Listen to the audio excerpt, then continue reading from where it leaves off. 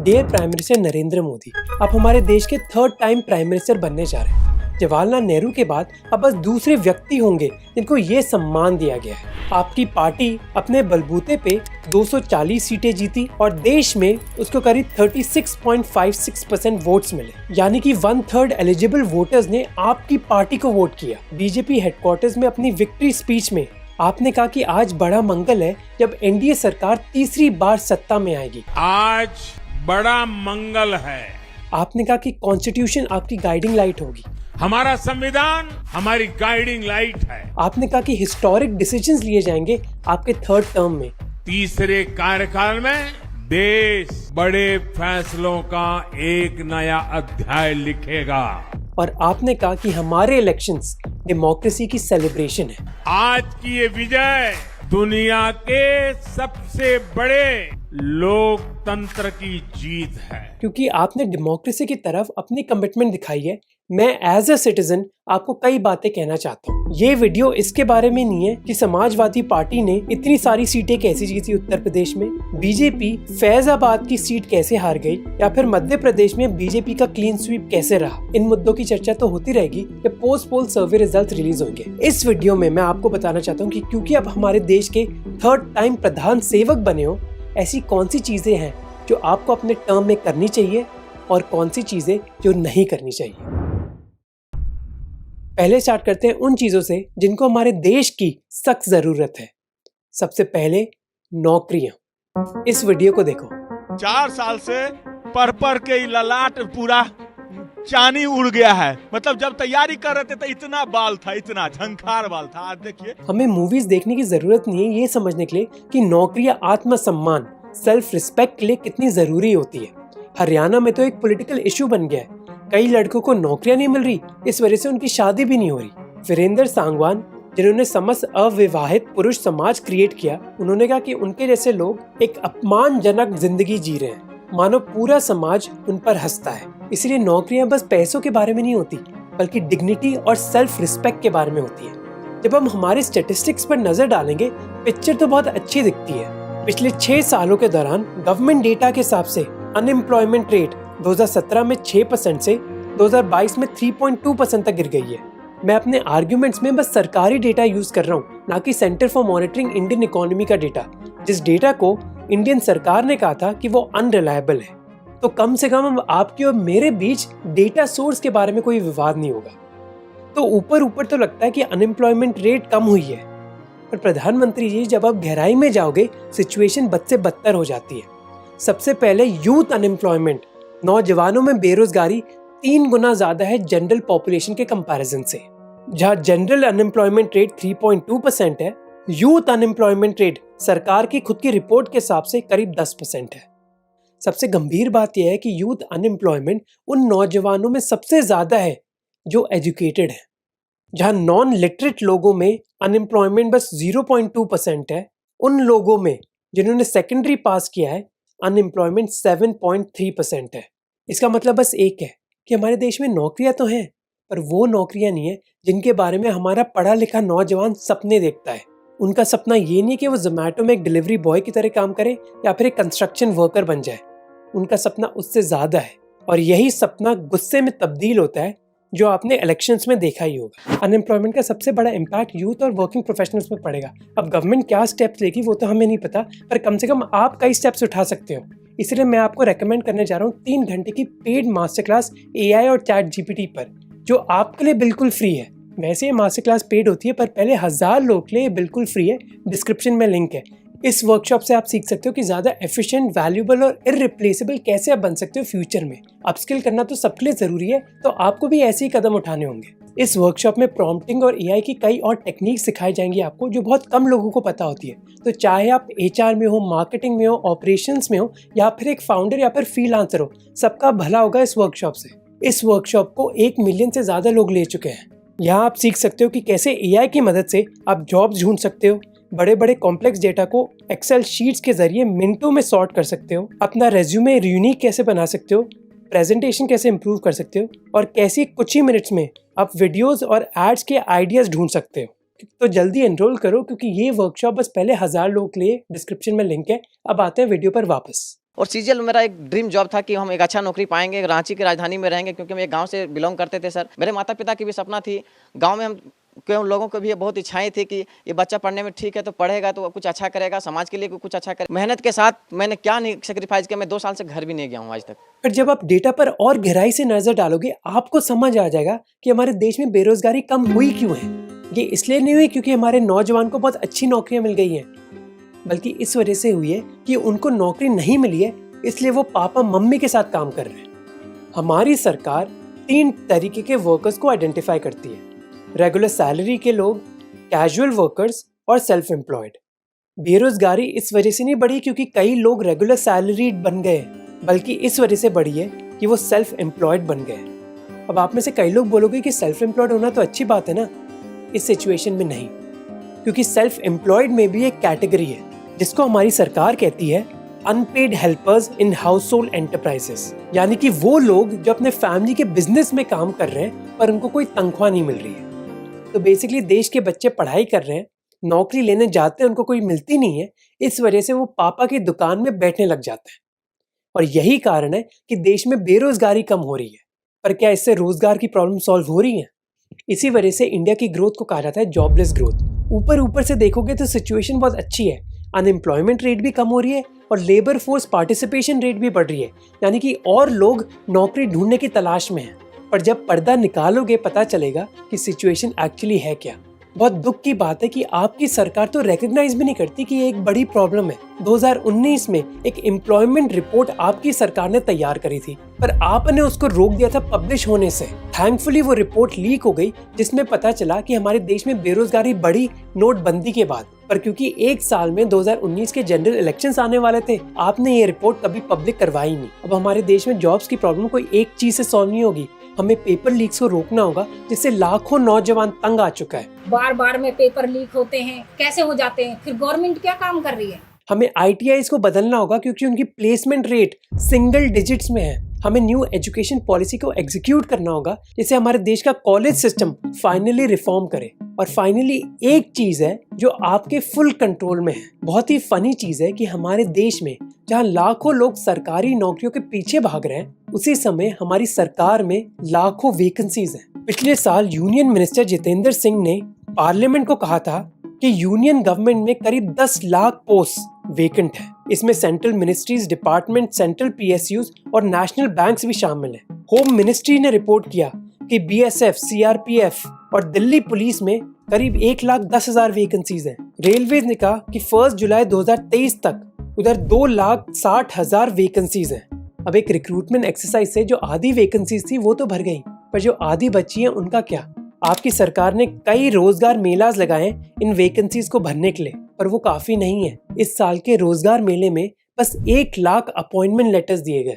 जो 9 लाख वैकेंसीज बची हैं उनका क्या? ये बिल्कुल अनएक्सेप्टेबल है कि हमारे देश में जहाँ रोजगार की इतनी बड़ी प्रॉब्लम है, सेंट्रल सरकार में 10 लाख वैकेंसीज हैं। वैकेंसीज। अब आप शायद ये कहो कि हमारे देश में बहुत ज्यादा सरकारी एम्प्लॉयज हैं, पर रिसर्च ने दिखाया कि हमारे देश में इनफ एम्प्लॉयज नहीं है। हर 1000 लोगों के लिए हमारे देश में बस 16 सरकारी एम्प्लॉयज हैं। चाइना में नंबर 57 है और US में 77। सरकार के कई डिपार्टमेंट्स में बहुत कमी है गवर्नमेंट एम्प्लॉयज की। जब तक हम ये वैकेंसीज भरेंगे नहीं, तब तक सिटीजन्स का भी भला नहीं होगा। जैसे 2023 के सरकारी डेटा के हिसाब से देश में करीब 85,000 ट्रैफिक पर्सनल है, यानी कि एक ट्रैफिक पुलिस 3,300 गाड़ियों को मैनेज करती है। जबकि ट्रैफिक एक्सपर्ट MN श्रीहरि ने कहा है कि ये नंबर 1:1000 होना चाहिए। फरवरी 2023 में RSS चीफ मोहन भागवत ने कहा था कि हमारे देश में सभी लोग नौकरियों की तरफ भाग रहे हैं। दुनिया में कोई भी समाज 30% से ज्यादा नौकरियां नहीं क्रिएट कर सकता। ये कहना था RSS चीफ का। पर थैंकफुली मोहन भागवत हमारे देश के प्राइम मिनिस्टर नहीं बन रहे, प्राइम मिनिस्टर आप बन रहे। और आप भी जानते हैं कि हमारे नौजवान के लिए रिस्पेक्टेबल और डिग्निफाइड नौकरी ढूंढना कितना जरूरी है। बेरोजगारी के बाद जो दूसरा मुद्दा है वो है महंगाई का। कहा जाता है कि महंगाई की वजह से सरकारें गिर जाती हैं। महंगाई एक मेजर कारण था जिसकी वजह से 2014 में UPA सरकार भी गिर गई थी। पर प्रधानमंत्री जी, महंगाई के बारे में आपने हाल ही में सुना ही होगा। इलेक्शन के एक दिन बाद अमूल ने ½ लीटर पैकेट के दाम 1 रुपए से बढ़ा दिए और सभी और पैकेट्स पर हर लीटर के 2 रुपए से बढ़ा दिए। मदर डेयरी ने भी दिल्ली NCR में पर लीटर 2 रुपए से दूध के दाम बढ़ा दिए। जब मेरी टीम उत्तर प्रदेश और हरियाणा में गई थी हमारी डॉक्यूमेंट्री शूट करने, तब कई लोगों ने महंगाई के बारे में बात करी थी। सर महंगाई इतनी है, अब पहले रूम में जो है 1500 रुपए का मिलता था, इस समय सर 6 से 7,000 का रूम है, 8,000 रुपया मांगते हैं। फिर मकान मालिक बिजली के बिल लेते हैं सर 10 रुपये यूनिट, 8 रुपये यूनिट। अनफॉर्चुनेटली बेरोजगारी की तरह महंगाई पर भी आपकी सरकार ने चुप्पी साध ली। आपकी सरकार के डेटा के हिसाब से इस साल अप्रैल के महीने में रिटेल इन्फ्लेशन तो कम हो गई 4.83% तक, क्योंकि पेट्रोल के दाम कम हो गए, पर फूड इन्फ्लेशन 8.7% थी। अनफॉर्चुनेटली ये इन्फ्लेशन भी रूरल इलाकों में अर्बन इलाकों से ज्यादा थी, इसलिए आप भी सरप्राइज नहीं होंगे कि कितने रूरल इलाकों में आपको वोट्स नहीं मिले। अब महंगाई भी कोई सह सकता है अगर उनकी इनकम बढ़ रही है तो। जैसे सबसे बड़ा वादा जो आपकी सरकार ने किया था वो था कि 2022 तक आप किसानों की इनकम डबल कर दोगे। देश के किसानों की आय 2 गुना करने का लक्ष्य लेकर के आगे बढ़ना है। अब अनफॉर्चुनेटली आपकी सरकार ने लेटेस्ट डेटा रिलीज नहीं किया है। जो हमारे पास डेटा है वो 2015 से 2019 का है, और उस डेटा के हिसाब से जहां 2015 में किसानों की हर महीने की इनकम 8,000 रुपए थी, 4 साल के अंदर वो बस 10,000 रुपए हुई है, और इसमें इन्फ्लेशन शामिल है। अब इनकम तो उतनी बढ़ी नहीं है, पर जो कर्ज है वो जरूर बढ़ गया है। SBI डेटा के हिसाब से 2012-2018 के बीच एक एवरेज किसान पर कर्ज 32,000 से 60,000 तक पहुंच गया है। आपकी सरकार पिछले 10 सालों के दौरान GDP से ऑब्सेस्ड रही है, पर कोई एक इकोनॉमिक इंडिकेटर हमारे देश की सिचुएशन नहीं बता सकता, और वो भी GDP जैसा इंडिकेटर जिसमें सरकार की इन्वेस्टमेंट्स और कुछ बिजनेसमैन का योगदान भी शामिल होता है। इकोनॉमिस्ट जॉन ड्रेज ने कहा था कि ऐसा देश जहां 65% लोग गांव में रहते हैं, हमें GDP पर ध्यान नहीं बल्कि रियल रूरल वेज ग्रोथ पर ध्यान देना चाहिए। रियल रूरल वेज ग्रोथ से हमें पता चलेगा कि इन्फ्लेशन को हटाकर क्या हमारे गांव में लोगों का भला हो रहा है या फिर नहीं। और अगर हम आपकी सरकार के रिकॉर्ड के बारे में बात करें रियल रूरल वेज ग्रोथ पर, तो वो इतना अच्छा नहीं है। इकोनॉमिस्ट अशोक गुलाटी ने दिखाया कि UPA 1 के दौरान रियल एग्रीकल्चरल और नॉन एग्रीकल्चरल वेजेस 0.2% और -0.9% से ग्रो करी थी। UPA 2 के दौरान इन नंबर्स में हमें बढ़ोतरी दिखी और ये हो गए 8.6 और 6.9%। NDA 1 के दौरान ये ग्रोथ रेट्स गिरकर 3 और 3.3% हो गए, और NDA 2 में तो ये नंबर्स -0.6 और -1.4% हो गए। यानी कि आपके सेकंड टर्म के दौरान गाँव के लोगों की सिचुएशन बद से बदतर हुई है। इसीलिए हमें रूरल वेजेस पर ज्यादा ध्यान देना होगा, क्योंकि उनका एक मल्टीप्लायर इफेक्ट होता है विलेज इकोनॉमी पर। हिमांशु जो एसोसिएट प्रोफेसर है इकोनॉमिक्स के JNU में, उन्होंने कहा था कि 2007 और 2012 के बीच जब रूरल इनकम तेजी से बढ़ी, तब कई लोगों ने अपने कच्चे घर पक्के कर दिए।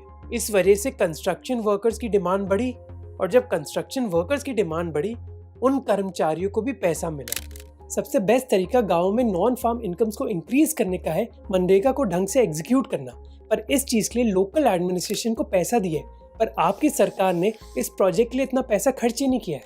पार्लियामेंट्री पैनल रिपोर्ट ने दिखाया कि 2023 के साल के लिए मिनिस्ट्री फॉर रूरल डेवलपमेंट ने 1.1 लाख करोड़ रुपए मांगे थे इस प्रोग्राम के लिए, पर फाइनेंस मिनिस्ट्री ने 50,000 करोड़ रुपए कम दिए। सेम रिपोर्ट ने ये भी दिखाया कि जो डेली वेजेस है इस प्रोग्राम में वो काफी नहीं है। इकोनॉमिस्ट जॉन ड्रेज ने दिखाया कि पिछले 15 सालों में जो रियल वेज है वो बढ़ी है ही नहीं। नॉन फार्म इनकम्स के अलावा हमें फार्म इनकम भी बढ़ानी होगी। इस चीज के लिए हमें बेहतर डेटा चाहिए, क्योंकि हमारे किसान मोस्टली उनके पास जमीन नहीं होती, वो लैंडलेस लेबरर्स हैं, वो किसी और की जमीन में काम करते हैं। पर पता है प्रॉब्लम क्या है कि आपकी सरकार पिछले 140 सालों में पहली सरकार है जिसने सेंसस टाइम पर नहीं करवाया। इस देश ने 2 वर्ल्ड वॉर झेली हैं और 4 जंगें हुई हैं हमारी पाकिस्तान के साथ, पर तब सेंसस नहीं रुका था। पर आपकी सरकार ने सेंसस को हर बार टालने की कोशिश करी है। 2021 में वो टला कोविड की वजह से, जो जस्टिफाइबल है, पर उसके बाद हर साल ये सेंसस टलता ही रहा। जब तक हमें डेटा ही नहीं मिलेगा हमारी पॉपुलेशन के बारे में, हम प्रॉब्लम्स को सॉल्व कैसे कर पाएंगे। तीसरी चीज जिस पर आप होपफुली ध्यान देंगे वो है कि हमारा देश एक क्लाइमेट इमरजेंसी से गुजर रहा है। हाँ, मैंने शब्द इमरजेंसी बहुत सोच समझ के यूज किया है। आप दिल्ली में रहते हैं और आप जानते ही होंगे कि उधर 25 डिग्री सेल्सियस तक रिकॉर्ड टेम्परेचर गया है, आप कई समय से कैंपेनिंग कर रहे थे, तो आपको तो पता ही होगा कि हमारे देश में कितनी गर्मी देखने को मिली। 31 मई को पोलिंग के एक दिन पहले करीब 30 से ज़्यादा इलेक्शन ऑफिशियल्स की मौत हो गई बिहार, यूपी और उड़ीसा में हीट स्ट्रोक की वजह से। मई 2024 हमारे प्लैनेट का सबसे गर्म महीना था हमारे इतिहास का। असम जैसे इलाकों में जहां लोग एसीज कभी नहीं खरीदते थे, अब वो खरीदने लग गए। असम की टी इंडस्ट्री को भारी नुकसान झेलना पड़ रहा है क्योंकि क्लाइमेट चेंज की वजह से उनकी प्रोडक्शन गिर गई है। जहां गर्मियों के महीने में कई इलाकों में हीट वेव्स देखने को मिल रही है, बरसात के महीनों में गुजरात और राजस्थान जैसे इलाकों में एक्सेसिव रेनफॉल हमें देखने को मिल रही है, जिससे एग्रीकल्चर पर इम्पैक्ट पड़ रहा है। क्लाइमेट चेंज की वजह से हमारे देश में हीट वेव्स की संभावना 30 गुना बढ़ गई है। HSBC के एक एनालिसिस ने दिखाया कि क्लाइमेट चेंज के मामले में इंडिया सबसे ज्यादा वल्नरेबल देश है दुनिया में, क्योंकि हमारी कोस्ट लाइन्स लंबी हैं और कई लोग खेती पर निर्भर हैं पैसों के लिए। इसी वजह से हमें क्लाइमेट चेंज को हमारे देश की एक प्रायोरिटी बनाना होगा।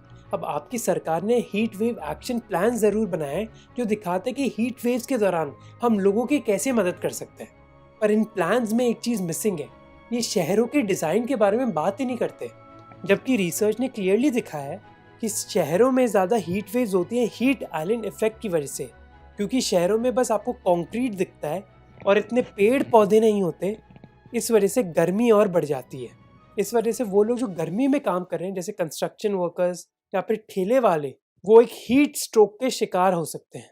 तो इन हीट एक्शन प्लान्स में हमें long term urban planning include करनी होगी।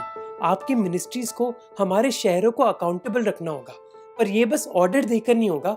आपको अपनी फाइनेंशियल और पॉलिटिकल पावर डिसेंट्रलाइज करनी होगी। हमारे देश के शहरों को दिल्ली से रूल नहीं किया जा सकता, बल्कि हमें और पावर देनी चाहिए म्युनिसिपैलिटीज को, ताकि वो लोकल कंडीशंस के हिसाब से अपना अपना प्लान बना सके। हमारा बस 3% बजट लोकल सरकारी लेवल पर खर्च होता है, जबकि चाइना में ये नंबर 50% है। बजट के मामले में चाइना इंडिया से 17 गुना ज़्यादा डिसेंट्रलाइज्ड है। ऐसी चीज़ें ही हमें देश में करनी चाहिए ताकि सिटी में म्युनिसिपैलिटीज़ को ज़्यादा पावर मिले और शहरों को कोई दिल्ली में बैठा प्राइम मिनिस्टर या फिर स्टेट कैपिटल में बैठा चीफ मिनिस्टर ना गवर्न करे। सबसे बड़ा क्लाइमेट इम्पैक्ट तो किसानों पर होगा। मैंने अपने पंजाब के फाइनेंशियल क्राइसिस के वीडियो में बात करी थी कि बहुत अजीब बात है कि पंजाब जैसी स्टेट में जहाँ ग्राउंड वाटर की कमी है, उधर किसान वाटर इंटेंसिव क्रॉप्स जैसे धान और गेहूँ उगाते हैं। इन क्रॉप्स पर MSP इतनी ज़्यादा है कि किसान दूसरी फसल उगाना ही नहीं चाहते, और स्टेट सरकार का जो भी पैसा आता है वो इन किसानों की बिजली सब्सिडीज में चले जाता है। इसलिए पंजाब जैसी स्टेट्स में क्रॉप डिवर्सिफिकेशन की ज़रूरत है। इस चीज़ के लिए हमें MSP रजीम को चेंज करना होगा।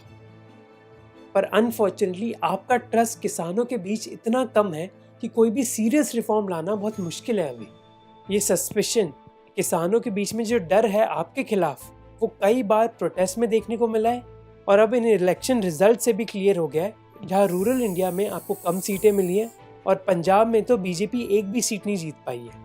इसलिए आपको किसानों का भरोसा जीतने की ज़रूरत है, क्योंकि इस भरोसे के बाद ही कोई रिफॉर्म क्रिएट हो पाएगा। एक छोटी सी चीज़ जो आप कर सकते हो वह कि आपकी पार्टी और सरकार में कई लोग किसानों को एंटी इंडियन या फिर खालिस्तानी का दर्जा दे देते हैं अगर वो प्रोटेस्ट करने लग जाए। अगर आप उनका मुंह बंद करवा दोगे तो शायद ये ट्रस्ट आप रीगेन कर पाओ।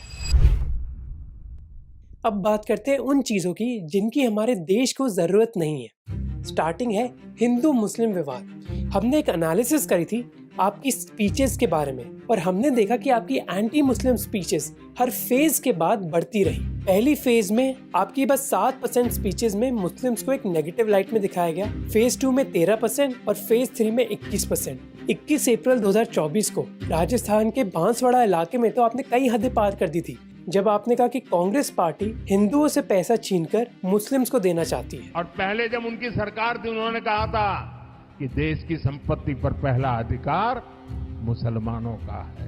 इसका मतलब ये संपत्ति इकट्ठी करके किसको बांटेंगे? घुसपैठियों को बांटेंगे। क्या आपकी मेहनत की कमाई का पैसा घुसपैठियों को दिया जाएगा? आपने उनको अर्बन नक्सल बुलाया और ये भी कहा कि महिलाओं का मंगलसूत्र भी छीना जाएगा।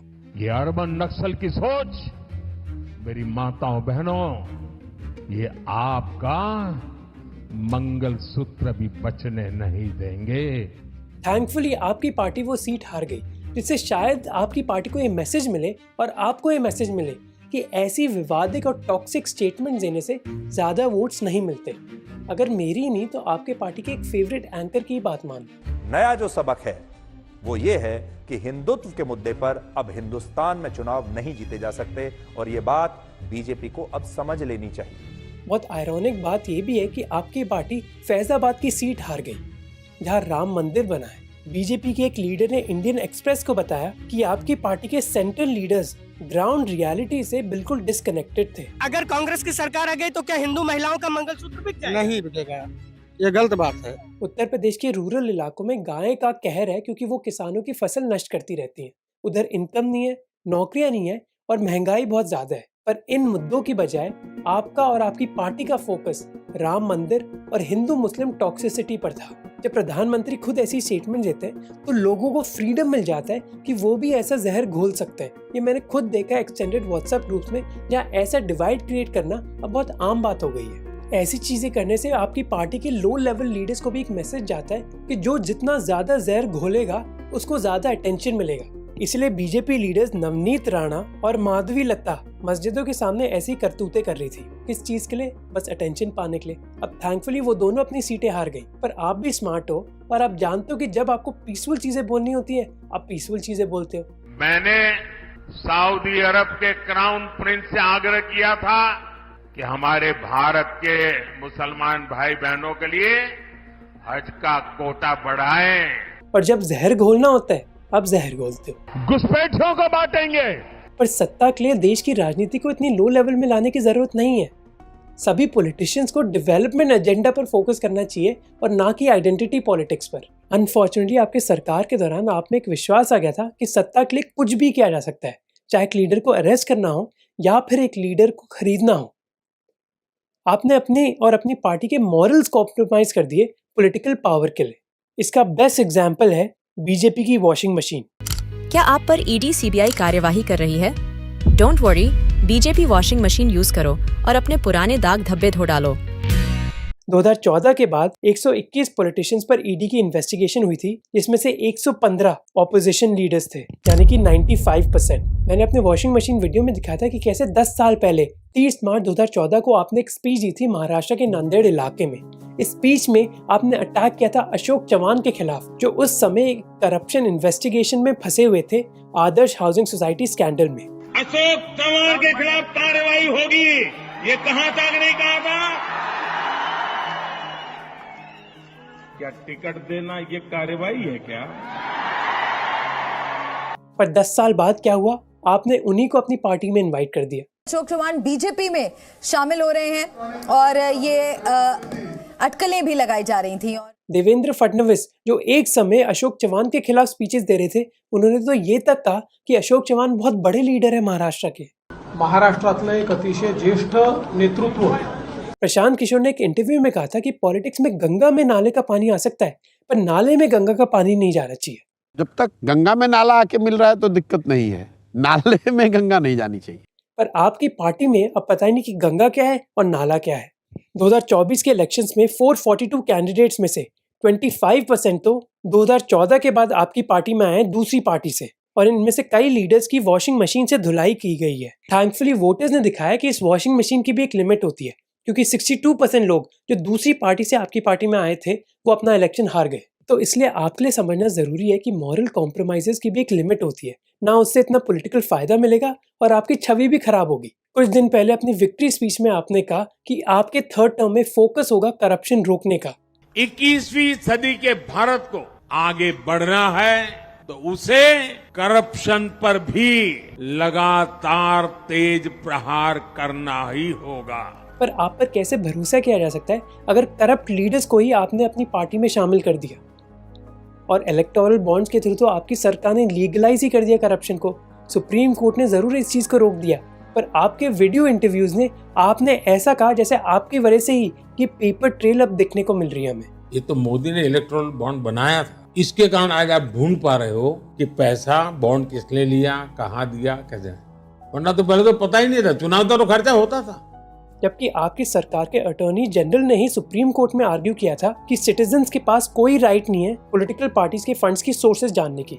एक मखौटा पहनने से पॉलिटिक्स में जरूर आपको फायदा मिल सकता है शॉर्ट टर्म, पर जो पब्लिक ट्रस्ट है वो उल्टा खत्म हो जाएगा आप में और आपकी पोजीशन में। इनफैक्ट कार्तिक मुरलीधरन ने अपनी किताब में लिखा है कि पब्लिक ट्रस्ट खत्म होने से ही पॉलिटिशियन सीरियस रिफॉर्म्स इम्प्लीमेंट कर ही नहीं पाते। जो आपकी सरकार में इनसिक्योरिटी है उसकी वजह से जो हमारे देश की मीडिया है वो तो एक मजाक बन ही चुकी है। जो मेरी फैमिली में बीजेपी सपोर्टर्स हैं वो भी मीडिया पर विश्वास नहीं करते क्योंकि उनको भी पता है कि वो सब नालायक है। मोदी जी वो कुछ पाकिस्तान से वीडियोस भी आते हैं, वो कह रहे हैं कि मोदी वहाँ भी प्रधानमंत्री बन जाए।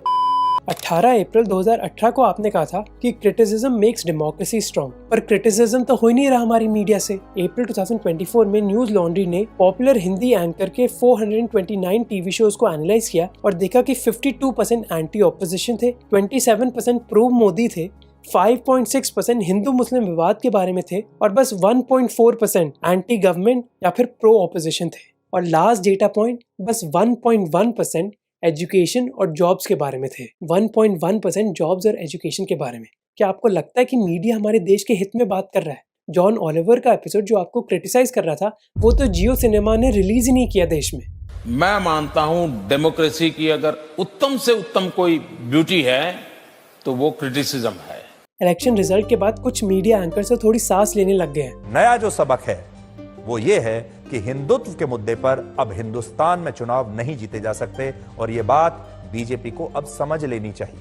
आप उनको थोड़ा और फ्रीडम दे दो सांस लेने का, क्योंकि अभी तो वो सारे प्रोपेगेंडा चैनल्स ही बन गए हैं। अब अगर 1.1% टाइम मीडिया चैनल जॉब्स और एजुकेशन पर फोकस करेंगे तो देश का कहां से भला होगा। अब प्रशांत किशोर की इलेक्शन प्रेडिक्शन जरूर गलत रही हो, पर उन्होंने अपने इंटरव्यूज में एक बात कही थी जो मुझे पसंद आई। क्लीसेड हम लोग जो कहते हैं कि पुराने जमाने में राजा भेष बदल के रात में निकलते थे, that one line sums up कि जो राजा होता है ना उसको ये क्यों कहा गया कि भेष बदल के निकलते थे। जब तक वो राजा के भेष में है तब तक उसको सच्चाई नहीं पता चलेगी। हो सकता है कि आपके कानों में सही चीजें बताई नहीं जा रही हूँ, शायद अब समय है उस चीज को चेंज करने का। अगर इधर तक आ गए और आपको वैल्यू मिली तो सब्सक्राइब कर देना ताकि मेरा भी फायदा हो, और ग्रोथ स्कूल की वर्कशॉप को चेकआउट करना मत भूलना, डिस्क्रिप्शन में लिंक है। अब मिलेंगे नेक्स्ट वीडियो में वापस। बाय।